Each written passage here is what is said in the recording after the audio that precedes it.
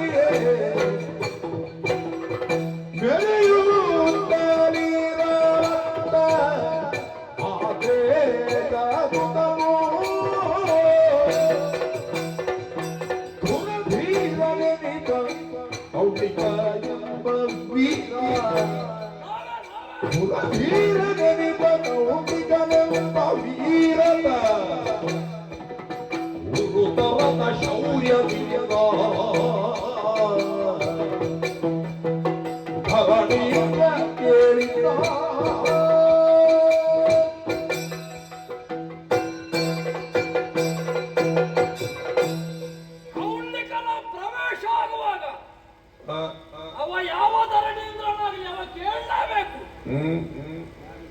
ಅಷ್ಟುಂಟು ನಮ್ಮ ಬಗ್ಗೆ ನಾವು ಹೇಳಿಕೊಳ್ಳುವುದಕ್ಕೆ. ಒಬ್ಬ ಧರಣೀಂದ್ರನಾದವ, ಧರಣಿ ಪಾಲಕನಾದವ ಹೇಗಿರಬೇಕು, ಅವನ ಜೀವನ ಸಾಗಿ ಬರುವಂತಹ ರೀತಿ ಹೇಗೆ, ಅವ ಯಾವ ರೀತಿ ಆಡಳಿತವನ್ನು ಮಾಡುತ್ತಿದ್ದಾನೆ, ಅವನನ್ನು ನೋಡಿದವರ ಸ್ಥಿತಿ ಹೇಗೆ ಅನ್ನುವಂತ ಒಬ್ಬ ರಾಜಕೀಯದ ವ್ಯಕ್ತಿ ಹೇಗಿರ್ಬೇಕು ಅನ್ನುವುದನ್ನು ಲೋಕದ ಧರಣೀಂದ್ರರು ಎಲ್ಲರೂ ನನ್ನಲ್ಲಿ ತಿಳಿಯಬೇಕು. ಹಾಗಾಗಿ ಕೌಂಡಿಕ ಬರುವಾಗ ಧರಣೀಂದ್ರನಾಲಿಸಿದ್ದ ಎಂಬ ಹಾಗೆ ಎಲ್ಲರೂ ಹೇಳು.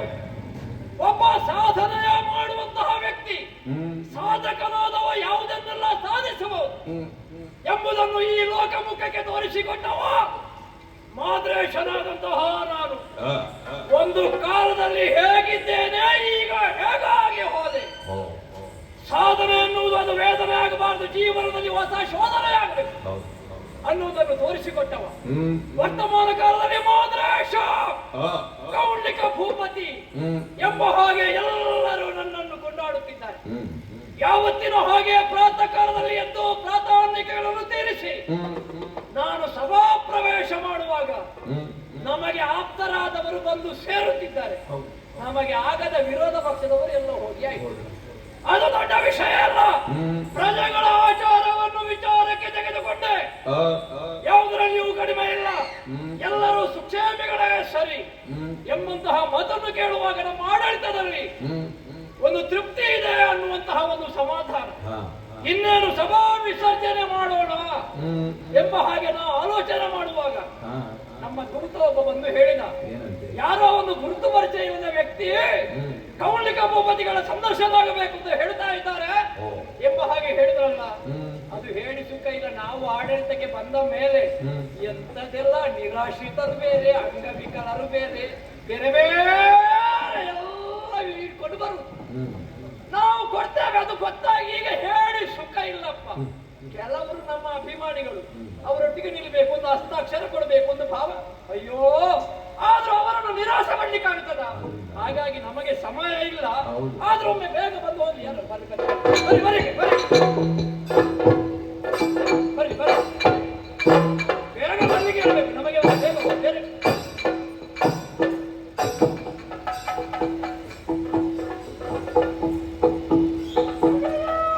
ಅಮ್ಮ, ದೇವರೇ ಒಳ್ಳೇದು ಮಾಡ್ಲಿ. ಮನುಷ್ಯರು ಕೊಟ್ಟೆ ಅದು ಮನೆ ತನಕ, ದೇವರು ಕೊಟ್ರೆ ಕೊನೆಯ ತನಕ.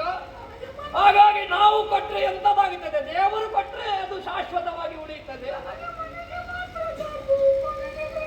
ಹೌದಾ? ಅಲ್ಲಿ ಕೌಂಡಿಕ ಭೂಪತಿಗಳ ಸಂದರ್ಶನ ಆಗಬೇಕು ಅಂತ ಹೇಳಿದ್ದು ನೀವ? ಅಯ್ಯೋ, ನೀವು ಈ ತುಂಬಿದ ಗರ್ಭವತಿ ಒಂದು ಮಾತು ಹೇಳುತ್ತಿದ್ರೆ ನಿಮಗೆ ವಿಶೇಷ ದ್ವಾರದಲ್ಲಿ ಬರುವ ವ್ಯವಸ್ಥೆ ಮಾಡ್ತಾ ಇದ್ದನಲ್ಲ. ನಮ್ಮಲ್ಲಿ ಹಾಗೆ ಈ ಗರ್ಭಿಣಿ ಸ್ತ್ರೀಯರು, ಈ ಕೈಕಾಲು ಸರಿಲ್ಲದವರು, ತಲೆ ಸರಿಲ್ಲದವರು ಅವರೆಲ್ಲ ಬಂದ್ರೆ ಅವನೆಲ್ಲ ಹೇಳಿದ್ದೇನೆ ನಾನು, ಅವರನ್ನೆಲ್ಲ ಈ ಕಡೆಯಲ್ಲಿ ಬಿಡಬೇಕು ಅಂತ. ಪಾಪ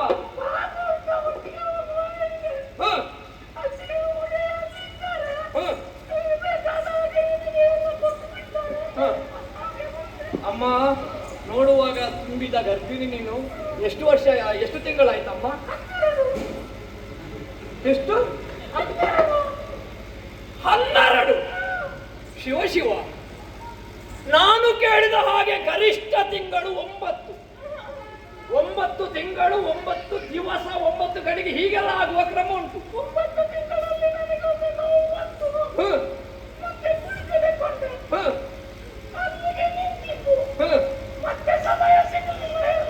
ಈಗ 12 ತಿಂಗಳವರೆಗೆ ನಿನಗೆ ಸಮಯ ಅಲ್ಲ.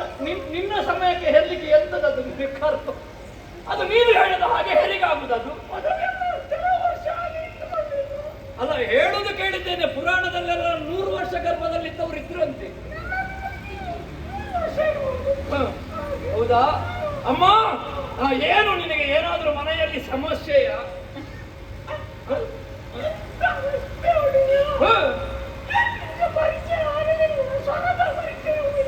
ಸ್ವರ ಅಂತ ಹೇಳಿದ್ರೆ ನಾವು ಈ ದೊಡ್ಡ ವ್ಯಕ್ತಿಗಳ ಕ್ರಮ ಹೇಗೆ ಗೊತ್ತಾ? ನಮ್ಮನ್ನು ಸಾವಿರಾರು ಮಂದಿಗಳು ನೋಡ್ತಾ ಇರ್ತಾರೆ, ಹಾಗೆಂತ ಅವರಿಗೆ ನಮ್ಮದು ಪರಿಚಯ ಇರ್ತದೆ. ನಮಗೆ ಈ ಸ್ವರ, ಈ ಒಮ್ಮೊಮ್ಮೆ ನನಗೆ ನೋಡಿದವರು ಮತ್ತೊಮ್ಮೆ ನೋಡಿದ್ರು ಪರಿಚಯ ಸಿಗುವ ಕ್ರಮ ಇಲ್ಲ. ಸುಮ್ಮನೆ ಅದೇ ಪರಿಚಯ ಆಯ್ತದೆ, ಆಯ್ತು ಆಯ್ತು, ಅವ್ರು ಯಾರು ಅಂತ ಕೇಳಿದ್ರೆ ಹೇಳಲಿಕ್ಕೆ ಬರುದಿಲ್ಲ.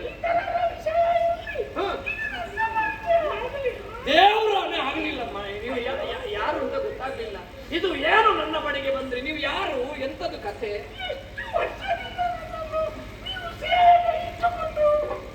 ನಿಮ್ಮನ್ನು ನಾನು, ಅಯ್ಯೋ, ಬಹುಶಃ ನನ್ನ ರಾಜ್ಯದವರು.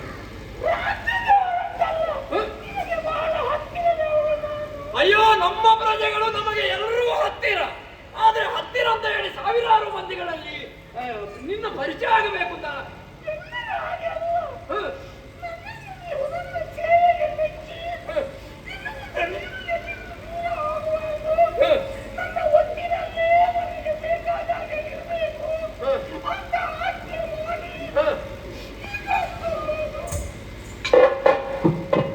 ಹೀಗಾಗಲಿಕ್ಕೆ ಯಾರು ಕಾರಣ?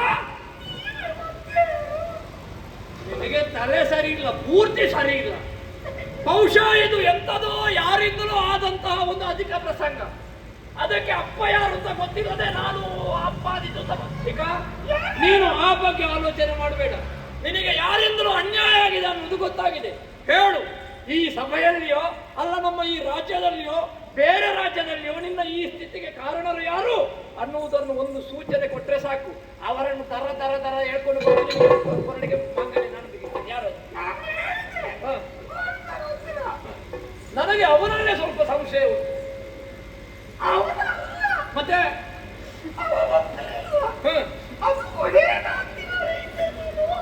ಅಂದ್ರೆ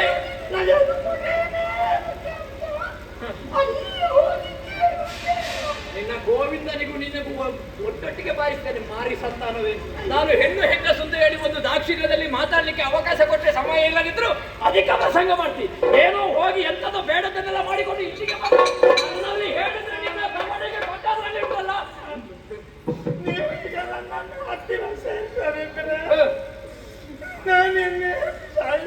ಎಲ್ಲಿಯಾದ್ರೂ ಹೋಗಿ ಹಾಡು ಬಾವಿಗೆ ಬಿದ್ದು ಸಾಯಿ. ನಮಗೆ ನಾವೇ ಯಾರ್ಯಾರು ಮಾಡಿದ್ದ ಪೂಜೆಗೆ ನಾವು ಹೊಣೆ. ಅದಕ್ಕೆ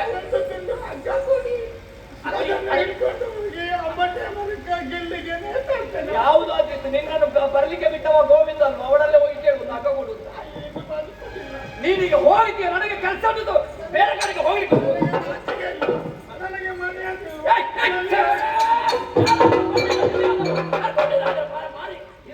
ಮರ್ಯಾದೆ ಎಲ್ಲ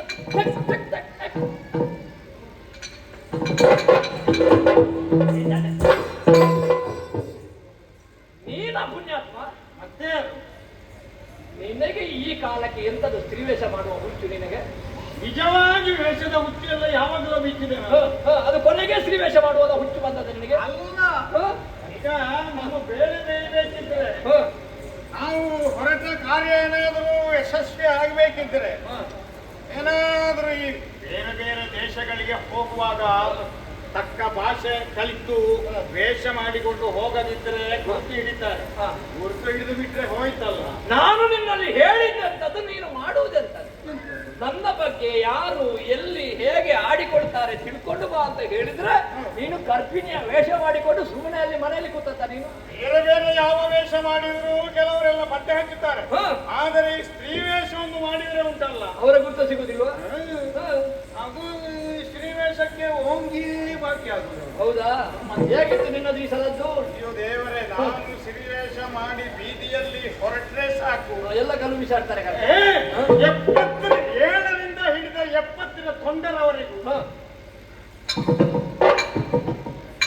ಅದು ಹೀಗೆ ಹೇಳದ್ದಕ್ಕೆ ಎಂತದ್ದು ಅಂತ ಗೊತ್ತಾಗುದಿಲ್ಲ, 70ರಕ್ಕೆ ಬೇರೆ ಸಿಗುದಿಲ್ಲ, ಹಾಗೆ ನಿನ್ನನ್ನು ಆಲಿಸಿದ. ಅಯ್ಯೋ ದೇವರೇ, ನನ್ನ ಮೇಲೆ ಮೋಹ ಬೇಡಿಕೆ ಇದ್ದ. ಮತ್ತೆ ಈಗ ನಿಮಗೇ ಗೊತ್ತಾಗಲಿಲ್ಲ. ಹೌದು ಹೌದು, ನನ್ನ ಸಿರಿಯಸ ಹೌದು. ಗುರುತು ಸಿಗಲಿಲ್ಲ. ಇಲ್ಲ ಇಲ್ಲ, ಮತ್ತೆ ಯಾರಿಗೆ ಸಿಕ್ಕಿ? ಹಾಗೆ ಗುರುತು ಸಿಗಬಾರದು ಅಂತ ವೇಷ. ಬರೇ ವೇಷ ಮಾಡಿದ ವಿಷಯ ಉಂಟು. ಹೇಳು.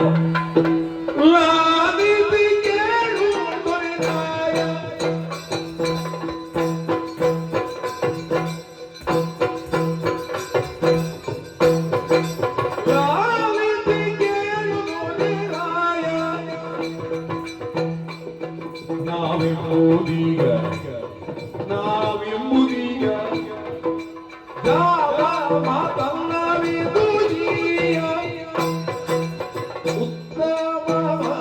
ಉತ್ತಮವಾದತೆಯುಂದ ಕೇಳುವುದ ನಿಮ್ಮೊಳತ್ತಿ ಕೊರಿವೆ ಸಾಕಲಿರುವುದ ಚಿತ್ತವನಿತ್ತಗನು ನೀರಾಲಿತು ಬಿತ್ತರಿತುವೆ ವೈ ಹೊತ್ತಗೆಳೆಯರೆ ಲಾಲಿತಿ ಕೇಳು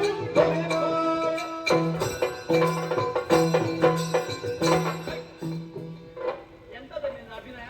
ನಿಮ್ಮನ್ನು ಹೊಡಿತೀಯಾ? ಅದೇ ಹೀಗೆ ಮಾಡ್ತೀನಿ. ನಿಮಗೆ ಹೊಡೆಯುವುದು ಬಿಡಿ, ಹೊಡಿಬೇಕು ಅಂತ ಮನಸ್ಸು ಕೈ ಎತ್ತಿದ್ರು ನನ್ನ ಕೈ ಬಾಯಿಗೆ ಹೋದಿತ್ತು. ಮತ್ತೆ ನಿನ್ನದು ಎಂತದ ಅಭಿನಯ ಅದು? ಅದು ನಿಮ್ಮನ್ನು ಕಂಡ್ರೆ ನನಗೊಂದು ಗೌರವ ಬರ್ತದೆ. ಈಗ ಹಾಗಲ್ಲ, ಕೈ ಮುಗಿಬೇಕಲ್ಲ. ಸ್ವಲ್ಪ ದೂರ ನಿಲ್ಲಿ. ಕೈ ಮುಗಿಬೇಕಿದ್ರೆ ಅದು ನಾನು ವಾಸನೆ ಅಲ್ಲ, ಅಲ್ಲಿಂದ ಸಾಕು ಅಂತ. ನನ್ನ ಒಟ್ಟಿಗೆ ನಿಲ್ಲಿಗೆ ನಿನಗೆ ಎಂತದಂತ ನಿನಗೆ ಯೋಗ್ಯತೆ ಇಲ್ಲ. ಆದರೂ ನನ್ನ ಸೀರಿಯಸ್ ಆಗೋ ಒಟ್ಟಿಗೆ ನಿನ್ನ ಸಿರಿವಾಸಕ್ಕೆ ಮಣ್ಣಾಕಿತ್ತು ಅಂದಾಗ ನೀವು ಹೇಳಲಿಲ್ಲ, ಈಗಲೇ ಹೇಳುದು. ಈಗ ನನ್ನದು ಫುಲ್ ಸೀರಿಯಸ್ ಅಲ್ವಾ? ಹೌದು. ಅದು ಇವರಿಗೆ ಬೇಕು. ರಾಯಣ್ಣ, ನಾನು ಕೈ ಮುಗಿಬೇಕಿದ್ರೆ ಕೈ ಕಾಣಬೇಕಲ್ಲ, ಹಾಗೆ ಅದು ಹೀಗೆ ಇದು ಪುಳ್ಳಿಕ ಪ್ರಭು ಪುಳ್ಳಿಕ ಪ್ರಭು ಪುಳ್ಳಿಕ ಪ್ರಭು ನೀವು ಕೌಲಿಕ ಪ್ರಭು ವಿಭು ಸ್ವಾಮಿ ಸ್ವಾಮಿಯೇ ಸ್ವಾಮಿ ನಿಮ್ಮ ಅಪ್ಪಣೆ ಪಡ್ಕೊಂಡು ನಾನು ತಿರುಗಾಟಕ್ಕೆ ಹೊರಟು. ಮೊನ್ನೆ ನಿನ್ನನ್ನು ನೇಮಕ ಮಾಡಿದ್ದು ನೇಮಕ ಸೋಮಕ್ಕನ ತಂಗಿಯ ಅಲ್ವಾ? ಈ ಕಾರ್ಯಕ್ಕೆ ನಿನ್ನನ್ನು ನೇಮಿಸಿ ನೇಮ ಕೊಟ್ಟದ್ದು. ನೇಮಕೊಡ್ಲಿಕ್ಕೆ ನಿನ್ನೆಂತ ದೈವವ ನೇಮಿಸಿ ನೇಮಕ ಮಾಡಿದ್ದು. ನೇಮಕ ಮಾಡಿದ ಕೂಡಲೇ ಹೊರಟು ಹೋದವ ಎಷ್ಟೆಲ್ಲ ದೇಶಗಳಿಗೆ ಹೋದ. ಎಲ್ಲ ಅಂಗ ವಂಗ ಲಂಗ ಗಂಗ ಗಮಕ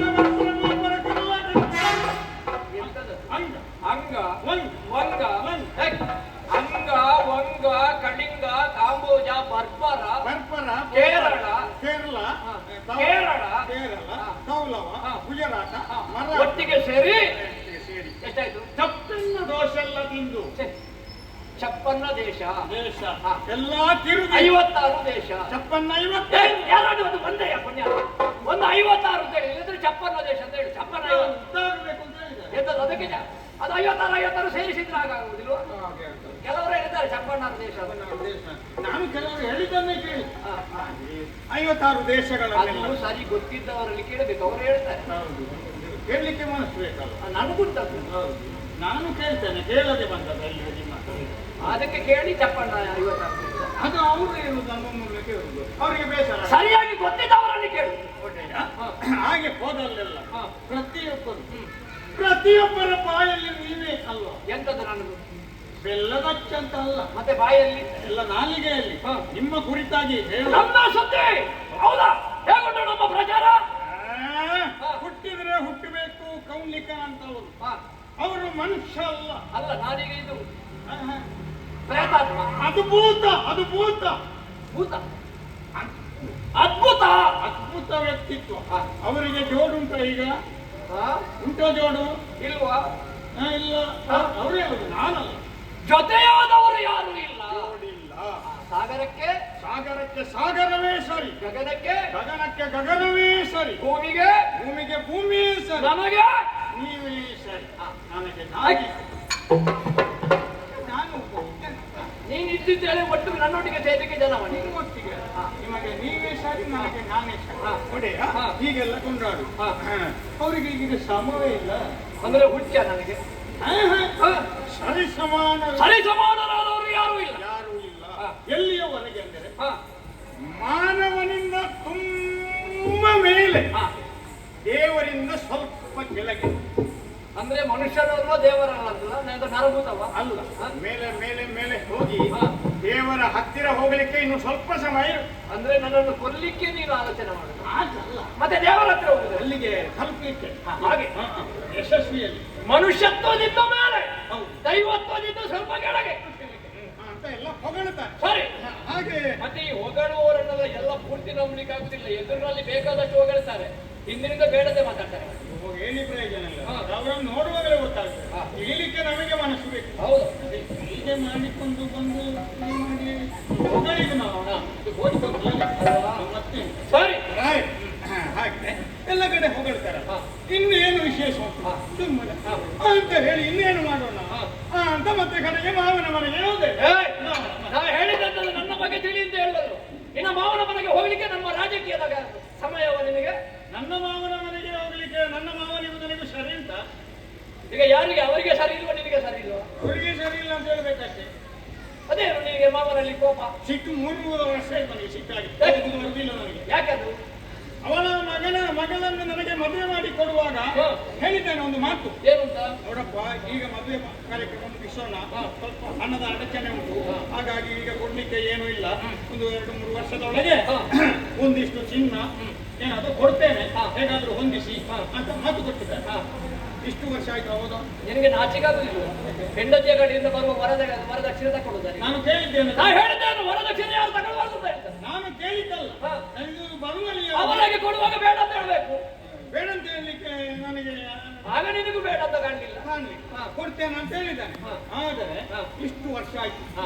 ನನಗೀಗ 7 ಮಕ್ಕಳಿದ್ದಾರೆ. ಹೌದಾ? 7 ಅದು ಶನಿ ಅಲ್ವಾ ಪುಣ್ಯಾತ್ಮ? 7 ಶನಿ. ಇದಕ್ಕಿಂತ ದೊಡ್ಡ ಶನಿ ಬೇಕು. ಮತ್ತೆ 7 ಅಂತದ್ದು 7 ಮಕ್ಕಳಿದ್ದಾರೆ. 7. ಈಗ ಹೆಂಡತಿಗೆ 6 ತಿಂಗಳು. ಅದು ಅರ್ಧ ಅಲ್ವಾ? ಪೂರ್ತಿ ಆಗಿದೆ. ಹಾಗಾದ್ರೆ 7 ಅಲ್ವಾ? ಇದು ಹೆತ್ತ ನಂತರ ಏನು ಕಾಡ್ತಾರೆ? ಅಯ್ಯೋ, ಈಗ 7. ನಿನ್ನ ಗಣಿತಕ್ಕೆ ಶರಣು ಪುಣ್ಯಾತ್ಮ. 7 ಅದು ಉಪಾಧ್ಯಾಯರಲ್ಲಿ ಕಲ್ತದ್ದು ನಾನು. ಹೌದಾ? ಮತ್ತೆ ಎಲ್ಲಿ ಹೇಳ್ಬೇಡ ಮಾತ್ರ, ಆಯ್ತಾ? ಅವರು ಹೊಡ್ತಲ್ಲ ಹಾಗೆ ಇಷ್ಟು ಮಕ್ಕಳಾದ್ರು ಸಹ ನಿನ್ಗೆ ಹೇಳಿಕೊಟ್ಟೆ ಅವ್ರು ಓದ್ದವ್ರು. ಹಾಗಲ್ಲ, ವಯಸ್ಸಾಯ್ತು, ವಿಶ್ರಾಂತಿಯಿಂದ ಅವರು ಹೋದವರು. ಹೀಗೆ 7 ಮಕ್ಕಳಾದ್ರು ಸಹ ಇವ ಹೇಳಿದ ಮಾತು ಮಾಡಿಸಿಕೊಡ್ಲಿಲ್ಲ. ಇಲ್ಲ. ಇವ ಯಾಕೆ ಇಲ್ಲದ ಆಗದನ್ನು ಕೊಡ್ತೇನೆ ಅಂತ ಹೇಳಿದ್ದು? ಹಾ. ಇವ ಚಿನ್ನ ಕೊಡ್ಬೇಕು ಅಂತ ಬೇಕಾಗಿ ಹೇಳ್ಬೇಕಿತ್ತು. ಹಾ. ಚಿನ್ನ ಇವಳಲ್ಲೇ ಇಲ್ವಾ? ಹೌದೇ? ಮತ್ತೆ ಹೆಂಡತಿಯ ಚಿನ್ನ ಅಲ್ವಾ? ಚಿನ್ನ ಅವಳ ಹೃದಯ ಅಂದ್ರೆ ಚಿನ್ನದ ಹಾಗೆ. ಹಾ. ಮತ್ತೆ ನನಗೆ ಗೊತ್ತಾಯ್ತು. ಹಾಗೆ ಬರಲಿ ಕೋಪ. ಕೋಪ. ನನ್ನ ಮಾವನ ಮನೆಗೆ ಹೋಗುದಲ್ಲ, ಹಾ. ನಿಮ್ಮ ಮಾವನ ಮನೆಗೆ, ನನ್ನ ಕಮಲಾವತಿ ಪಟ್ಟಣಕ್ಕೆ. ಹಾ. ಕಮಲಾವತಿ ಪಟ್ಟಣಕ್ಕೆ ಹೋದ್ರೆ ರಾಯರೇ, ಹಾ. ಅಯ್ಯೋ ಏನು ವಿಶೇಷ, ಏನು ಸಂಭ್ರಮ, ಏನು ಸಡಗರ. ಸಂಭ್ರಮ? ಹೌದು. ಅದು ಹೇಗೆ ಸಂಭ್ರಮ ಅಂತ ನೀವು ಎಣಿಸಿದೆ? ಜನ ಎಲ್ಲ ಬರ್ತಾರೆ ಹೋಗ್ತಾರೆ, ಬಿಜಿಕ್ ಸಾಸಿವೆ ಚೆಲ್ಲಿದ್ರೆ ಕೆಳಗೆ ಬೀಳ್ಲಿಕ್ಕೆ. ಹೌದಾ? ಅಷ್ಟು ಜನ. ಎಷ್ಟಾಗಬಹುದು? ಸಾಧಾರಣ 1,500 ಇಲ್ಲ, ಹಾ. 800 ಇಲ್ಲ, ಒಂದು 300 ಇನ್ನು ಕೆಳಗೆ ಒಂದು 50. ಅದು ಆಗ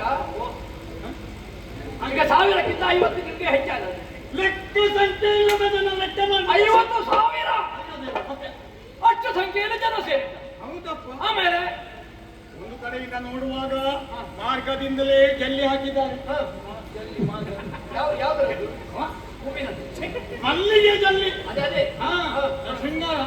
ಆಮೇಲೆ ನೀನು ಹೇಳುವಾಗ ಎಂತದ ಬೇರೆ ಹೇಳ್ತದೆ ನನಗೆ.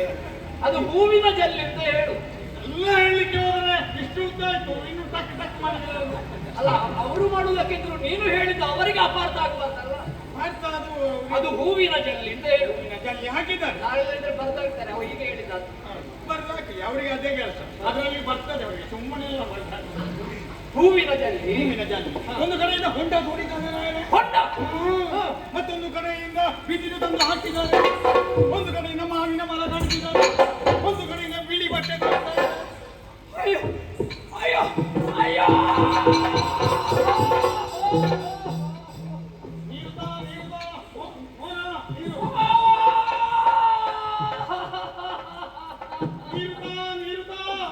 ದೂತ, ಇಂತಹ ಒಂದು ದುರ್ವಾರ್ತೆಯನ್ನು ಹೇಳಿದೆ ಪುಣ್ಯಾತ್ಮ. ನೀವು ಇಷ್ಟು ಬೇಗ ಸಾಯ್ತೀರಿ ಅಂತ ನನಗೆ ಗೊತ್ತಿರಲಿಲ್ಲ. ನನ್ನ ಮಗಳನ್ನು ನಿನಗೆ ಕೊಡ್ತೇನೆ ಕೌಂಡಿಕ ಅಂತ ಹೇಳಿದವರು ನೀವು ಸತ್ತದ್ದಕ್ಕೆ ಬೇಸರಲ್ಲ. ಮಗಳನ್ನು ಮದುವೆ ಮಾಡಿಕೊಟ್ಟಾದ್ರೂ ನಿಮಗೆ ಸಾಯಬಹುದಿತ್ತು.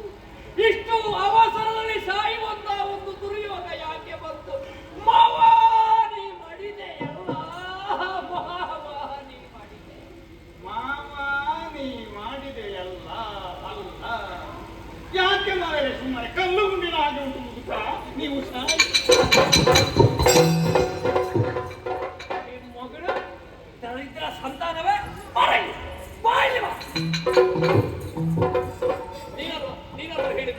ನೀನಲ್ವಾ ಹೇಳಿದ್ದು ಕಮಲಾವತಿ ಪಟ್ಟಣದಲ್ಲಿ ಜನ ಸಾವಿರ ಸಂಖ್ಯೆಯಲ್ಲಿ ಹೋಗಿ ಬರ್ತಾ ಇದ್ದಾರೆ. ಒಂದು ಕಡೆಯಲ್ಲಿ ಮಾವಿನ ಮರ ತೆಗಿತಾ ಇದ್ದಾರೆ, ಗುಂಡಿ ದೋಡ್ತಾ ಇದ್ದಾರೆ, ಬಿಳಿ ಬಟ್ಟೆ ಅದೆಲ್ಲ ಸತ್ತದ ಕಲ ಶಿವತಕರ. ಅಯ್ಯೋ ದೇವರೇ, ನೀವೆಲ್ಲ ಈ ಅಪಶಕುನವನ್ನೇ ಬಾರಿಸುದ. ಮತ್ತೆ ಬಿಳಿ ಬಟ್ಟೆ ಹೊಂಡ ತೆಗೆಯುವುದು, ಬಿದಿರು ಕಡಿಯುವುದು ಯಾಕೆ? ಬಹಳ ದೊಡ್ಡ ಕಾರ್ಯಕ್ರಮಕ್ಕೆ ಬಿಳಿ ಬಟ್ಟೆ ಅಂತ ಬಿಳಿ ಬಟ್ಟೆ ಅದು ದ್ವಾರದಲ್ಲಿ ಸರ್ವರಿಗೂ ಆಧಾರದ ಸ್ವಾಗತ ಅಂತ ಬರೆದು ಹೋಗಿದೆ. ಆದರ ನೀನು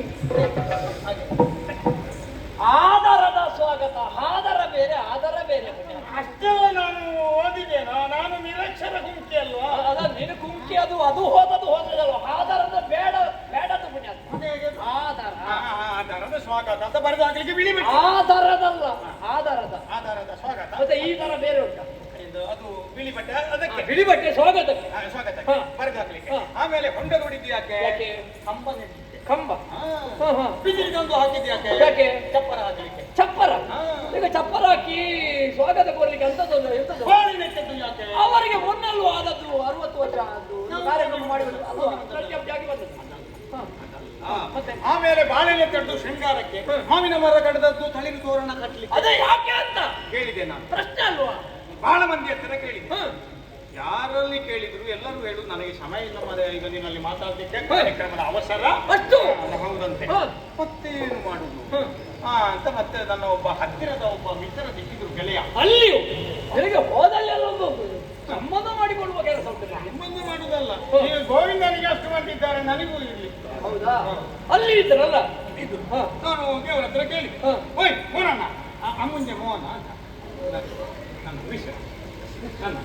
ಅವ ನಿನ್ನ ಮಿತ್ರನ, ಮತ್ತೆ ನೀನೇನು ಸರಿಯಾಗಿಲ್ಲ ಇನ್ನು ಅವನ ಮಿತ್ರನಾಗಿ. ನಾನು ಸರಿಯಾದರೆ ನನಗೂ ಅವರು ಬರೆದು ಹಾಕಿದ್ರೆ ಮತ್ತೆ ಕೀಟ ಕಟ್ಟಿಕೊಂಡು ಬರಬೇಕು. ಅವರಲ್ಲಿ ಕೇಳಿದ್ಯಾ?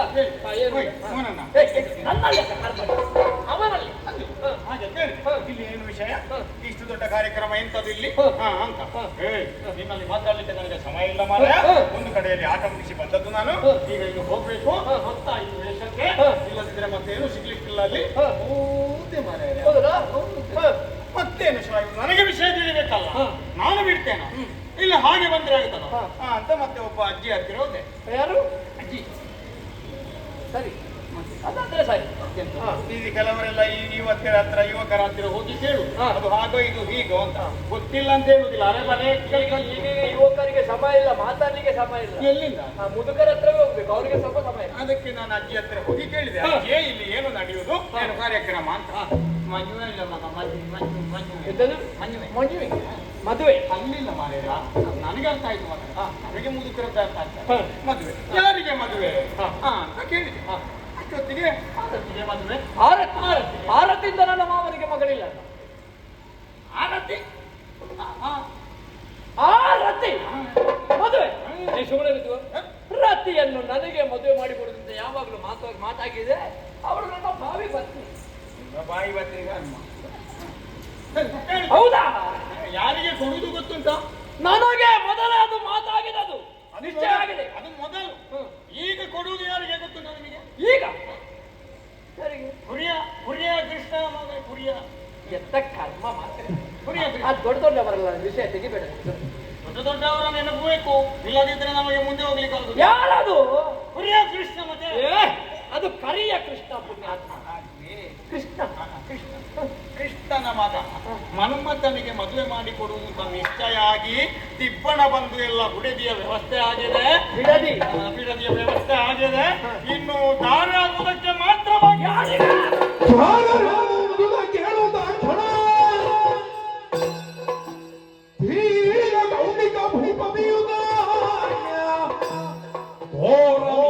ತಿರುಗಿ ಕೂದಲ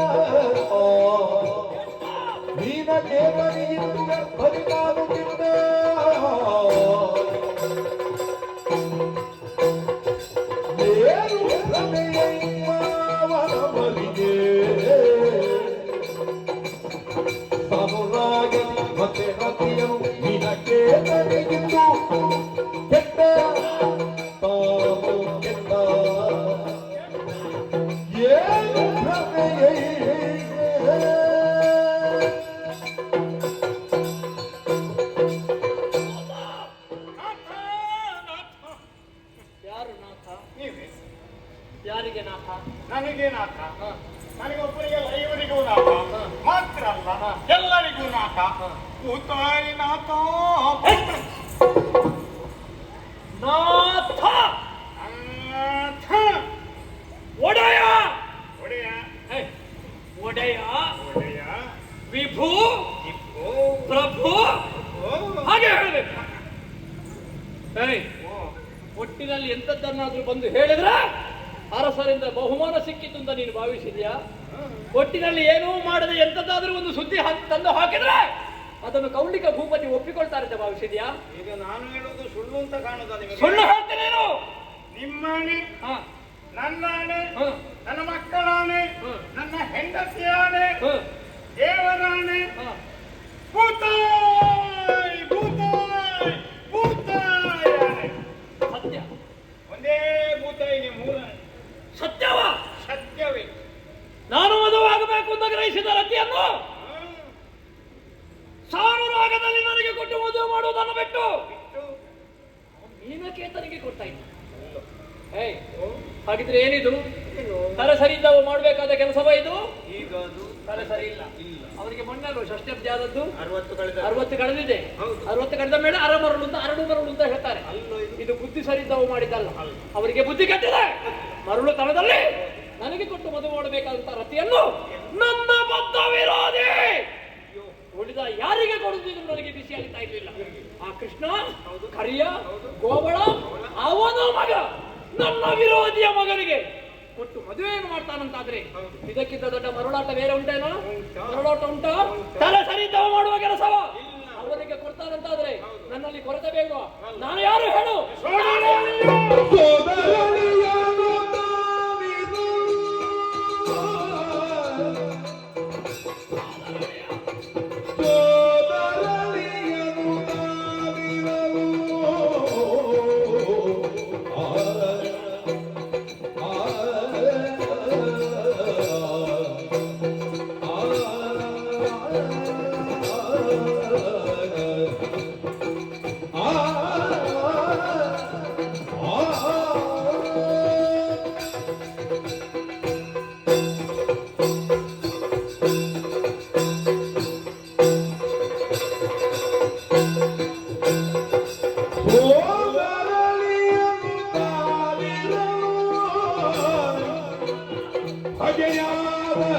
ಕೃಷ್ಣನ ಪುತ್ರನಿಗೆ ಹಗೆಯಾದ ಕೃಷ್ಣನ ಪುತ್ರನಿಗೆ ಬರಿಯೇ ಭೇದವಿರುತ್ತಲಿ ಕೊಡುವೆ ಎಂಬುದು ನಿಜವಿದು. ಭೇದದಲ್ಲಿ ಕೊಡುವೆ ಎಂಬುದು ಜೋದಿಗವಿದು.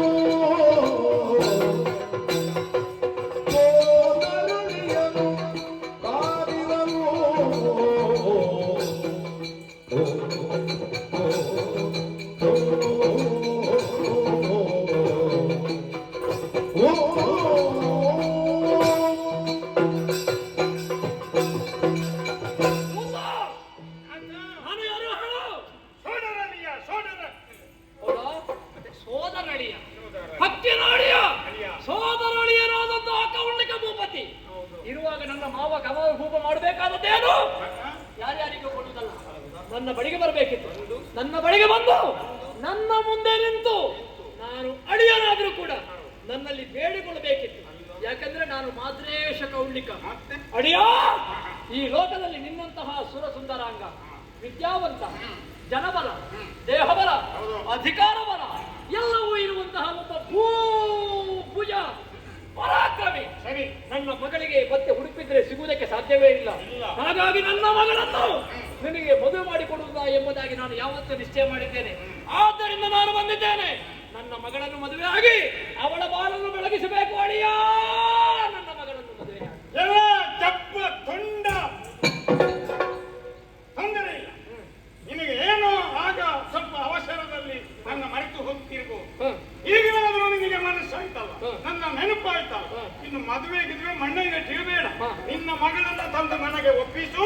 ಭಾಗವತರಲ್ಲಿ 3 ದಿನ ರಜೆ ಹೋಗಿ ಕೇಳಿ ಮನೆಗೆ ಕಟ್ಟೋದು.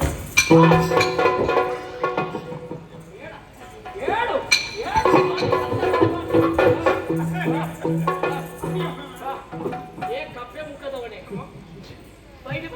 ನಿನ್ನ ಮುಸುಡಿ ಹೇಗ ಮುಖಕ್ಕೆ ಕೊಡುವುದಿಲ್ಲ. ನಿನ್ನ ಮುಸುಡಿ ಹೇಗಾಗಿದೆ ಗೊತ್ತು? ನಿನ್ನ ಮುಸುಡಿ ಹೇಗಾಗಿದೆ ಗೊತ್ತು ನನಗೆ? ಸಾರ್ವಜನಿಕ ಬಾವಿಯ ಬಳಿಯಲ್ಲಿರುವಂತ ಕೊಡಪಡದ ಹಾಗೆ ಜಜ್ಜಿ ಹೋಗಿದೆ ಮಾರಿ ಸಂತಂದವನೇ. ನನ್ನ ಮಗಳು ಬೇಕಾ? ನನ್ನ ಮಗಳು ಬೇಕಾ? ನನ್ನ ಮಗಳು ಬೇಕು ದೇವರೇ. ಮತ್ತೆ ನಿಮ್ಮ ಮಾವ ಹಾಗೆ ಬಂದು ನಿಮ್ಮಲ್ಲಿ ಕೇಳಿಕೊಳ್ಳುವಾಗ ನೀವು ಹಾಗೆ ಹೇಳಬೇಕು. ನಾವು ಹೇಳಬೇಕಿತ್ತು, ಅವರು ಕೇಳಬೇಕಿತ್ತು. ಅವರು ಕೇಳಲಿಲ್ಲ. ನಿಮಗೆ ಕೊಡದೇ ಇರ್ಲಿಕ್ಕೆ ನನ್ನಲ್ಲಿ ಏನು ಕೊರತೆ ಉಂಟು? ಕಾಲು ಸರಿ ಇಲ್ವಾ? ಕೈ ಸರಿ ಇಲ್ವಾ? ಕಣ್ಣು ಸರಿ ಇಲ್ವಾ? ಮೂಗು ಸರಿ ಇಲ್ವಾ? ಅಧಿಕಾರ ಇಲ್ವಾ? ಇಲ್ವಾ? ರೂಪ ಇಲ್ವಾ? ಇಲ್ವಾ? ಅಂತಸ್ತಿಲ್ವಾ? ಇಲ್ವಾ? ಎಲ್ಲ ಉಂಟು. 3 ಇಲ್ಲ. ಏಯ್ ಎಂತದ್ದು? ಎಲ್ಲ ಉಂಟು 3. ಎಂತದ್ದು? ಎಂತದ್ದು? ಕೊರತೆ ಎನ್ನುವ 3 ಅಕ್ಷರದ ಶಬ್ದವೇ ನಿಮ್ಮ ಗರ್ಭಕೋಶದಲ್ಲಿ. ಎಂತದ್ದು?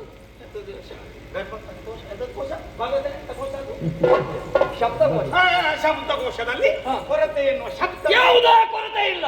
ಹಾಗಿದ್ರೆ ಯಾವುದೇ ಕೊರತೆ ಇಲ್ಲದ ಒಬ್ಬ ಪುತ್ಥಳಿ. ಹೌದಾ? ಅಂತಹ ನನಗೆ ಮದುವೆಯನ್ನು ಮಾಡಿದ್ದು ಕೊಟ್ಟು ಅವರೊಂದಿಗೆ ಮದುವೆ ಮಾಡಿ ಕೊಡ್ತಾನಂತ ಇದನ್ನು ಕೇಳಿ ಸುಮ್ಮನೆ ಉಳಿಯಬಹುದಾ? ಇಲ್ಲೇ ನೀವು ಬೊಬ್ಬೆ ಹೊಡೆದರೆ ಪ್ರಯೋಜನ ಏನು?